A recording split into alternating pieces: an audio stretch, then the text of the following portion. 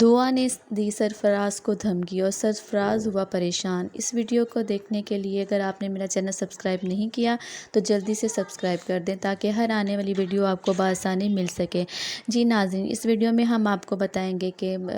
یہ سنبل نے بہت بدتمیزی کرتی ہے کھانے کے ٹیبل پہ اپنی بھابھی کے ساتھ۔ سب اس کو ڈانٹتے ہیں اور اس کے بابا کہتے ہیں کہ تمہیں اس طرح اپنی بھابھی کی بات نہیں کرنی چاہیے۔ فضا جو ہوتی ہے وہ بہت پریشان ہوتی ہے کہ سنبل جو میرا ساتھ دیتی تھی آج وہ میرے ہی خلاف ہو گئی ہے، کیوں اس طرح کر رہی ہے وہ، حالانکہ میں خضر سے بالکل بات بھی نہیں کرتی، نہ ہی اس کے سامنے آتی ہوں، پھر بھی اس کے دل میں کیوں بدگمانی ہو گئی ہے میرے بارے میں۔ اسی دوران ان کے بابا ان کو سمجھاتے ہیں کہ سنبل بیٹا اس طرح نہیں کرنا چاہیے، تمہاری بھابھی ہیں اور تمہیں چاہیے کہ اپنی بھابھی کا ساتھ دینا، اور تم ہی اپنی بھابھی کے خلاف ہو گئی ہو، تمہاری بھابھی ہی کی وجہ سے خضر اور تمہارا نکاح ہوا ہے، اگر تمہاری بھابھی ہمیں نہ بتاتی تو پھر کیسے پتہ چلتا۔ اس طرح وہ کافی اس کو باتیں سمجھاتے ہیں اور کہتے ہیں کہ یہ تمہاری بھابھی ہیں، کل کو تم نے اپنے سسرال بھی جانا ہے، اس طرح نہیں کرتے۔ اور اسی دوران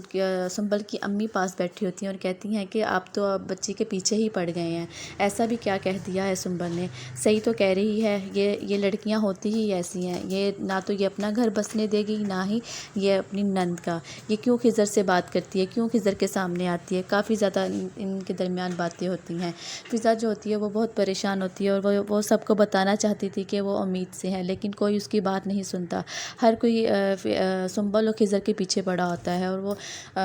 سب کو بتاتی ہے کہ میری بات تو سنیں، میں آپ سے کچھ کہنا چاہتی ہوں، لیکن سنبل جو ہے کہ وہ بہت غصے میں بیٹھی ہوتی ہے اور وہ کہتی ہے کہ ہمیں آپ کی کوئی بات نہیں سننی، اور ساتھ ہی اس کی امی ملی ہوتی ہیں اور وہ کہتی ہیں کہ تم خاموش ہی رہو، تم جب بھی بولتی ہو کوئی نہ کوئی ہنگامہ کھڑا کر دیتی ہو، بہتر یہی ہے کہ تم خاموشی سے بیٹھی رہو۔ دوسری جانب سرفراز بیٹھا ہوتا ہے اور کہتا ہے کہ تم چپ رہو، آئندہ سے تم یہاں پہ کبھی بات نہیں کرو گی۔ دوسری جانب یہ ہوتا ہے کہ دعا جاتی ہے آفس اور جا کے سرفراز کو دھمکی دیتی ہے کہ تم اگر نوشیروان کو پتہ چل گیا کہ تم نے میرے ساتھ کیا کیا ہے تو پھر نوشیروان تمہیں اس آفس سے نکال دیں گے، اور اگر میں بتا دوں جا کے تمہاری بہن کے سسرال میں کہ تم کتنے بد کردار مرد ہو تو تمہاری بہن کی طلاق ہو جائے گی۔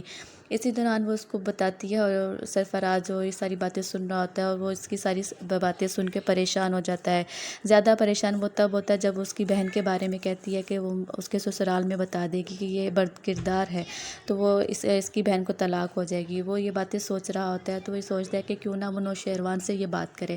وہ اگلے دن جاتا ہے نوشیروان کے آفس اور جا کے اس کو نوشیروان کو بتاتا ہے کہ دعا میری سالی ہونے کے ساتھ ساتھ میں آپ کو اس کے بارے میں ایک اور بات بتاؤں گا جو آپ کو نہیں پتہ۔ تو نوشیروان حیران ہوتا ہے اور کہتا ہے کہ جو بھی بات ہے تم کھل کے بتاؤ، اور سرفراز انہیں بتاتا ہے کہ یہ جب میری شادی کی رات تھی یہ وہاں اپنے گھر سے بھاگ گئی تھی کسی لڑکے کے ساتھ،